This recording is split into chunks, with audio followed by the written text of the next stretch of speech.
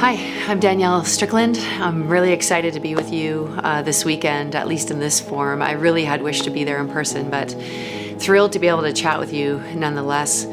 I wanted to make an open confession to you at this place. I am in a thing called Pharisees Anonymous. I've been in that club for a long, long time. I grew up in the church. I left the church because I felt like it was a place that was filled with hypocrisy and smallness and rules and regulations. I was never good at keeping the rules and regulations, so I took off, bolted, and Jesus found me and revealed himself to me, and I realized that Jesus actually is the opposite of Pharisee. There's nothing hypocritical about him. He's truth personified. He's love without a price tag. He's just...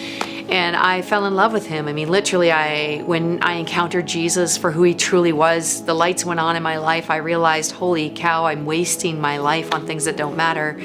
And I turned my life around, and I started to participate with Jesus in what it meant to participate with him in bringing life to the world.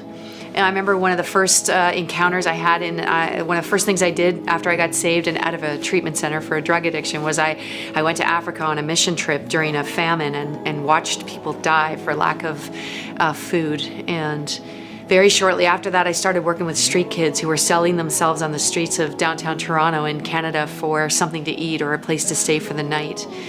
And I encountered men who would buy young boys and children on the streets of Canada, Canadian men who were married with car seats in their back seats. And even now to this day, just the other day I was out on the streets of Edmonton listening to a girl tell me her story of starting to work on the streets, exploiting herself, selling herself to men for sexual favors, exploitation at 11 years old, addicted to heroin for 20 years. She's gonna lose her leg because it's so infected because her veins have stopped working, and I sometimes just think to myself, like, what is going on in the world, and I want to blame the world, and I want to blame corporations, and I want to blame this and the media and the sex industry, and I want to blame all these things. And ultimately, when I hang out with Jesus, I realize that actually I'm the problem with the world. It's not a new idea. G.K. Chesterton said that. What's wrong with the world?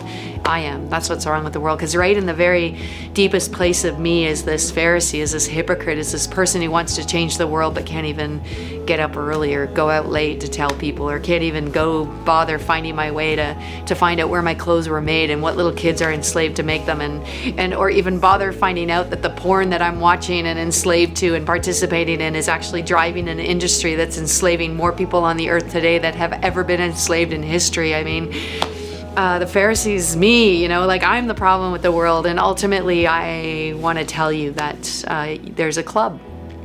There's a club I've started called Pharisees Anonymous, and I'd like to invite you in. The first step is to admit that you're the hypocrite, that you're the problem, that you're the one that allows injustice to flourish. The first step to contributing to injustice in the world is choosing not to see it. And I want to invite you to the club that says we choose to see it, even if it's painful, and we choose to actually do something about it, to actually posture our lives to encounter a God who doesn't just want to tell people how to behave, but who actually wants to come into the world to make it a different place. And he invites you and I to get over ourselves and to actually participate in this. And it might happen through admitting your porn addiction and getting help for it and starting to get other kids help for it before they've been in it for as many years as you have. It might start with telling the truth about the relationship you're in and its exploitative nature. It might start with just actually feeding some homeless people wherever you can and with whomever you can. It might start with questioning the stores where you buy your clothes. I mean, who knows where this is going to go, but it's going to start somewhere. It's going to start with you joining the club that I'm in and dealing with the problem inherent inside of us that allows injustice to flourish. And I would love for justice to flourish. If you need some ideas, I run Stop the Traffic Canada, which is hoping to stop human trafficking in our generation. Please get on board with that. Anywhere, sponsor a child, start there. Do you want to volunteer in Edmonton on the streets with women who are sexually exploited every night of the week? Come check us out at the Salvation Army or the Hope Mission or the Mustard Seed or anywhere where there's some Pharisees Anonymous at work in the world trying to actually make it a better place. I guarantee you, Jesus has this plan for you to free you and to bring you into not just church, I mean, that's just the beginning, but into actually changing the world. I'd love for you to join me.